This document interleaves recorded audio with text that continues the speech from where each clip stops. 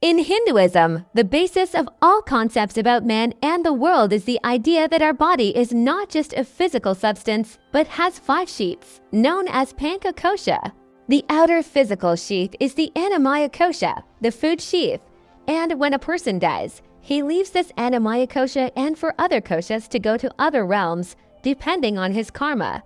According to the Chandogya Upanishad, the Sukshma Sharira subtle body takes on a new physical body, rebirth. Yoga and levitation. A yogi who has achieved advanced results in practice knows that he is the Atman, pure consciousness, and will never obey the laws of space, time, and other laws of shells. It is not limited by the rules of the physical body. In the book Autobiography of a Yogi, published in 1946, the famous guru and yogi Yogananda talks about all the miracles and superpowers of yogis, siddhas. In the 7th chapter of the book, he talks about Bhaduri Mahasaya, who was known as the levitating sage. He wrote, "Indeed, it is true. For the last 20 years he has lived at home, never going anywhere. But he relaxes his self-imposed rule slightly during our holy holidays when he goes out onto the sidewalk in front of his house. Beggars gather there because Saint Bhaduri is known for his tender heart." The secret of levitation. Yogananda answers, the body of a yogi loses its roughness after using certain pranayamas. Then it will levitate or jump like a frog. Even saints who do not practice formal yoga are known to levitate in a state of deep devotion to God. He goes on to say that consciousness becomes free from mass, and such yogis see the entire cosmos as an undifferentiated mass of light. This is stated in chapter 30. The consciousness of the perfect yogi is easily identified not with the physical body, but with the universal structure. Gravity, whether Newton's force or Einstein's manifestation of inertia, is powerless to force the master to manifest the property of weight, which is the distinctive gravitational state of all material objects. One who knows himself as the omnipresent spirit is no longer subject to the rigidity of the body in time and space. Their main identification is, "I am he." Yogi superpowers. A yogi who through perfect meditation has merged his consciousness with the Creator, perceives the cosmic essence as light. For him there is no difference between the light rays that make up water and the light rays that make up land. Free from the consciousness of matter, free from the 3 dimensions of space and the 4th dimension of time, the master transfers his body of light with equal ease to the light rays of earth, water, fire, or air. Long-term concentration on the liberating spiritual ocean allowed the yogi to destroy all delusions regarding matter and its gravitational weight. From this point on, he sees the universe as an essentially undifferentiated mass of light. There are verses in the Shiva Samhita that talk about yoga.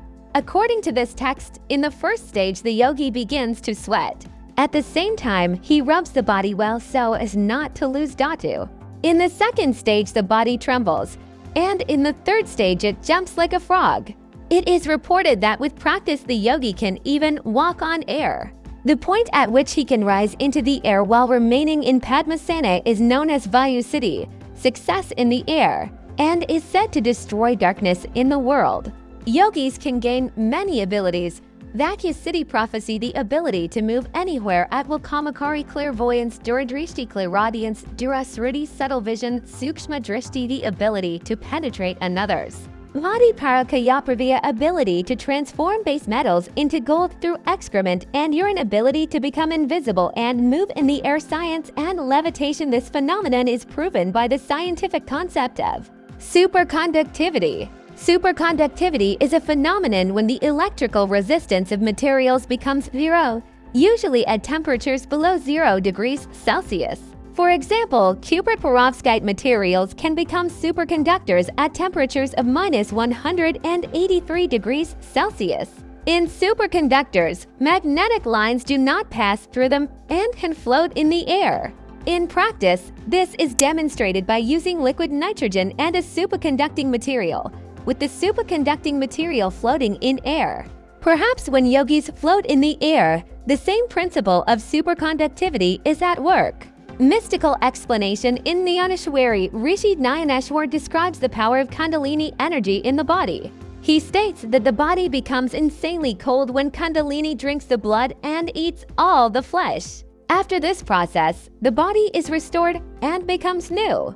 Perhaps yogis' temperatures drop when they meditate, gaining supernatural powers as a side effect.